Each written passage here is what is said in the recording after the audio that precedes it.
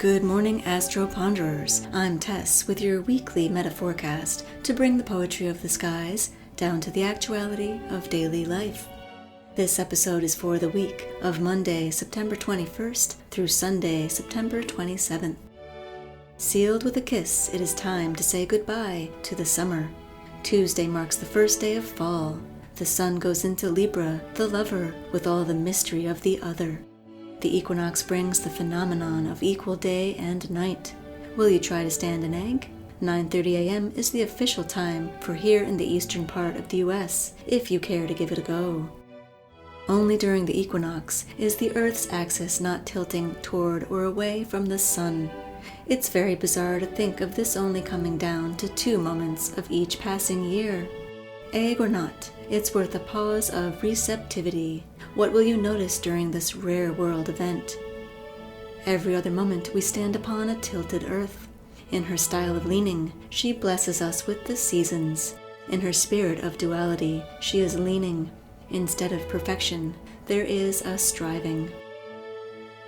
Fall has begun, that second spring in the words of Albert Camus, where every leaf is a flower. People are drawn from all over to get a literal peep. Better get out those sweaters and favor those flavors of cinnamon, clove, apple, and spice. After all, the primordial apple is wrapped up in the fall. Be it the fall of gravity on Newton's dozing head, or the fall of innocence in a paradise garden. Snow White took a fall when she bit into her apple, into a deep slumber, only to be awakened by true love's kiss. The crisp snap of an apple is the bold outline of romantic reality. To acknowledge a fall and rise from it. Falling down on the ground? Well, you must rise up again. Falling asleep? Well, you must rise in the morning.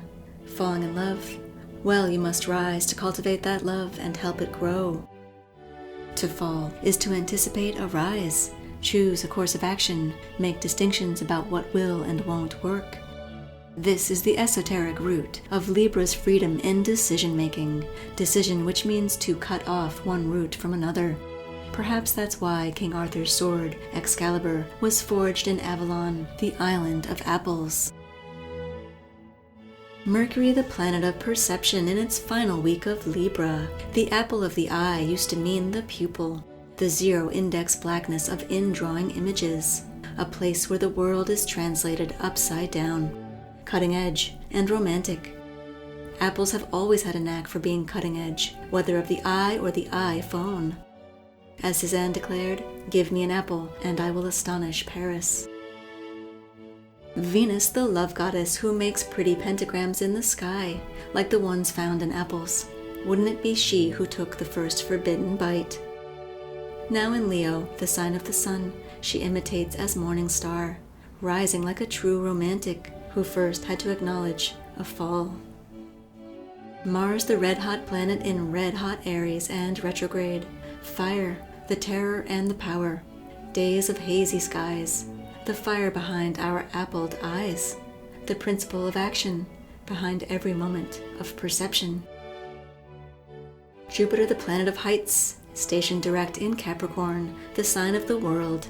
Sirius, Saturn, and Metamorphosis Pluto, also in Capricorn. It's easy to feel as though the world really is upside down. Good thing the fall favors romance, which lives on heights and chooses hope in spite of despair. As Abraham Lincoln said, "Teach hope to all, despair to none." Uranus, the most leaning of all planets, in bountiful Taurus, leaning with awareness and learning from the seasons of your own life. Neptune in Pisces, the low-dose poison in the center of the apple, rendering its beauty all the more sublime. The moon will be in Scorpio for half of Monday, the last day of summer, sprinkling some last bit of secrets into the wide open air. Look for mist and nature winking back at you.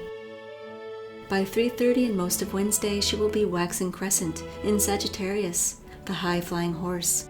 Fond of apples, the horsey moon welcomes in the autumn equinox on Tuesday, and the air contains the potential for major liftoff. Liftoff of spirits, that is, if the right perspective is gleaned. Fall, with all of its associations of melancholy, challenges our powers of optimism.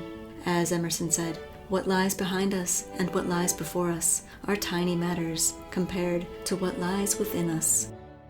By 7 p.m. Wednesday, with a new season in full swing, the moon waxes into its first quarter in Capricorn through Friday. Learn to love those bold outlines of your life, those boundaries that allow you to create more freedom, the crisp snap of apple otherness that keeps you from sinking into too much subjective seawater. The weekend hosts a waxing gibbous Aquarius moon, always potent for breakthrough, as it is the sign of the times. Strong winds are likely, crescendoing the song of the trees. Changing in color, escalating in song, what can trees tell us that we've known all along about our true nature as artist and seer, evolving this way to be ever more freer? As always, happy Astro Pondering. For contact information and more, visit me at happyastropondering.com.